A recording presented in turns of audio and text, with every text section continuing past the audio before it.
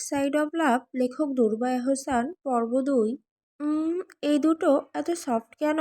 ঘুমের মাঝে তরু অনুভব করলো বুকে কারো হাত। সে ধরফরিয়ে উঠে বসলো।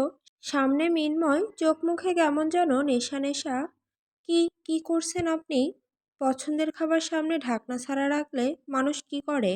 তরুর বুকের দিকে চোখ স্থির রেখে বলল মিন্ময়। তরু পিছিয়ে গেল শরীর ঢাকার উদ্দেশ্যে। ব্ল্যাঙ্কেট টানতে লাগলো, কিন্তু তার আগেই মিন্ময় তার হাত ধরে ফেলল। হাত দুটো চেপে ধরলো খাটে। আমার জিনিস আমার থেকেই ঢাকছিস, সাহস হলো কি করে? ছাড়ুন। বলতে বলতেই মিন্ময়কে সামান্য ধাক্কা দেওয়ার চেষ্টা করলো সে, কিন্তু ব্যর্থ হলো। উল্টো মিন্ময়কে রাগিয়ে দিল। মিন্ময় তরুর গাল চেপে ধরলো। তরু তার বিয়ে করাবো, গতকালই সব কিছু মেনে বিয়ে করেছে। তরু এখন তার, পূর্বেও ছিল, বর্তমানেও আর ভবিষ্যতেও থাকবে। তাহলে সে কেন মিন্ময়কে দূরে সরিয়ে দিতে চাইছে? এসব ভাবতেই মিন্ময় কেমন যেন হয়ে গেল। চোখে মুখে রাগ স্পষ্ট হলো, হাতের চাপ শক্ত হলো। তরু ব্যথায় কোকিয়ে উঠল, নিজেকে ছাড়ানোর জন্য ছটফট শুরু করলো। এতে যেন মিন্ময়ের রাগের মাত্রা আরো বেড়ে গেল। গাল থেকে হাত জায়গা নিল গলায়। ছাড়ুন। আবার বল, কি বললি? তরু যতবার ছাড়তে বলছে, মিন্ময়ের হাতের চাপ ততই কঠিন রূপ নিচ্ছে। মিন্ময় তরুর নিচের ঠোঁট কামড়ে ধরল, এতটাই জোরে যে মুহূর্তে ব্লাড বেরিয়ে এলো দাঁতের চাপে। ভ্যাম্পায়ারের মতো দুই দিকে দুটো হালকা বড় দাঁত ওর। তরুর হাত গলা ছেড়ে দিল, কিন্তু ঠোঁট ছাড়ল না। ওই অবস্থাতে বিছানায় ফেলে ওর উপরে উঠে এলো। কয়েক মিনিট একটানা সে ঠোঁটের উপর অত্যাচার চালালো।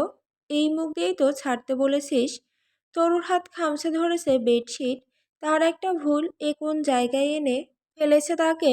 মিন্ময় তরুর কোমরের দিকে হাত বাড়িয়ে জামা সরালো। হাতটা কন্ট্রোলে থাকছে না। নিজেকে কোনোভাবে সামলে ছাড়লো। ঠোঁট জোড়া, কপাল ঠেকালো তরুর কপালে। শ্বাস ভারী হয়ে উঠেছে।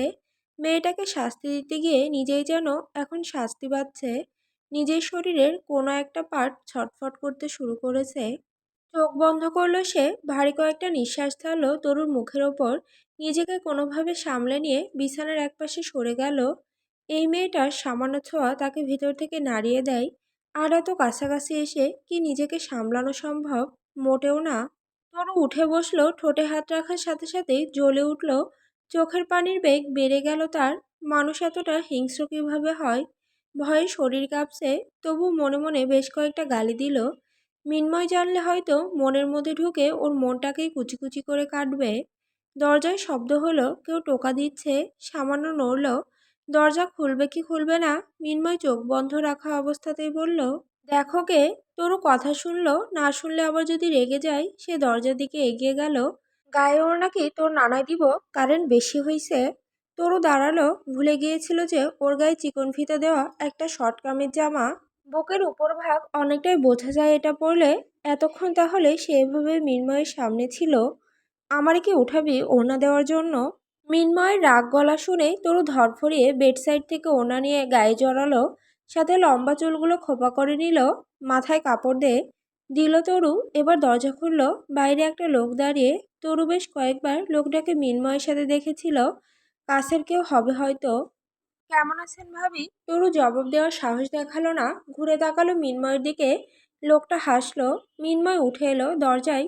বরুণকে দেখে দরজার কাছে এসে দাঁড়িয়ে তরুর উদ্দেশ্যে বলল, ফ্রেশ হতে যা। বরুণের সাথে চলে গেল মিন্ময়। তরু খাটে এসে বসলো। ও যেন অপেক্ষা করছিল মিন্ময় কখন বেরোবে। আশেপাশে তাকিয়ে কাঙ্ক্ষিত বস্তুটিকে খুঁজতে শুরু করলো, কিন্তু কোথাও নেই। সে তো মিন্ময়কে ফোন সাথে নিয়ে যেতে দেখলো না। বিছানার চারপাশে হন্য হয়ে খুঁজলো, কোথাও নেই। অনুর কি অবস্থা জানার জন্য মনটা ভীষণ রকমের ছটফট করছে ওর। কোনোদিন তো বোনকে ছাড়া থাকেনি। ফোন না পেয়ে বেলকনিতে গিয়ে দাঁড়ালো তরু। কিভাবে এই নরক থেকে বেরোনো যায়? চোখ শুধু সেই রাস্তায় খুঁজছে।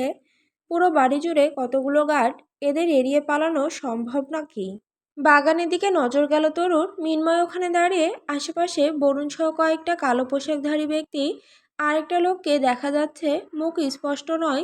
লোকটা মিন্ময়ের সামনে হাঁটু গেড়ে বসে আছে। কুয়াশাচ্ছন্ন সকাল হওয়ায় তরু বুঝতে পারছিল না কি হচ্ছে। এক সময় লোকটা মাটিতে নেতিয়ে পড়ল। চোখের সামনেই কালো পোশাকধারী লোকগুলো মাটিতে পড়া লোকটাকে নিয়ে চলে গেল। তরু আঁতকে উঠল। মন বলছে খারাপ কিছু হলো মাত্রই। এখান থেকে যেমন বাগান স্পষ্ট, তেমনি বাগান থেকেও এই রুমের বেলকনি স্পষ্ট। তরু মুহূর্তেই জায়গা ত্যাগ করলো। মিনময়ের চোখে পড়লে যদি কিছু হয়, সে দ্রুত ওয়াশরুমে চলে গেল। ভাই, তোর বউকে জিগাইলাম ভাবি কেমন আছেন, তোর ডরে কোনো জবাব দিল না। মিনময়ের পিঠ চাপড়ে বলল বরুণ। মিনময় বাঁকা হাসল। হঠাৎই হাতে থাকা গানটা বরুণের থুতনিতে চেপে ধরল। চমকালো বরুণ। আমি দেই তোকে জবাব, কি বলিস, দিব? না না, এরকম জবাব লাগবো না স্যার। মিনময় যে ওই মেয়েকে নিয়ে ওভার পজিটিভ, কয়েকটা বছর কত কাঠখড় পুড়িয়ে খুঁজে বের করেছে। তার এই বন্ধুর দুনিয়াতে রক্তের সম্পর্কের আছে বলতে শুধু চাচা, যাকে বরুণের একটু পছন্দ না। ছোটবেলা থেকেই সে মিনময়ের সাথে কত মেয়ে এসেছে গেছে, কারো দিকে চোখ তুলে তাকায়নি পর্যন্ত। আর ওই কম বয়সী মেয়েটার প্রতি, তুই তোর বউয়ের জন্য আমাকে গুলি করবি? এতদিনের বন্ধুত্ব ভুলে গেলি? আমার জীবনে লাভ লস কিছু নাই রে বন্ধু, তুই বউ পাইয়া আমারে ভুইলা গেলি। কান্নার ভান করে বলল বরুণ। মিনময়র পিঠে একটা লাথি মারল। ভ্যানিশ হ, নাটক কম কর। তুই জানিস আমি কেমন। বলে পকেট থেকে সিগারেট বের করলো। বরুণ পা ঝাড়তে ঝাড়তে দাঁড়ালো। চোখে একটু চাপা বিরক্তি ভাব ফুটালো। জানি, খুব ভালোই জানি, তাই তো বলি তুই বদলেছিস। মিনময় সিগারেটে আগুন ধরাতে ধরাতে থামলো। এক মুহূর্ত বরুণের দিকে তাকিয়ে রইল। বদলায়নি, যা ছিল তাই আছে, শুধু একটা জিনিস যোগ হয়েছে।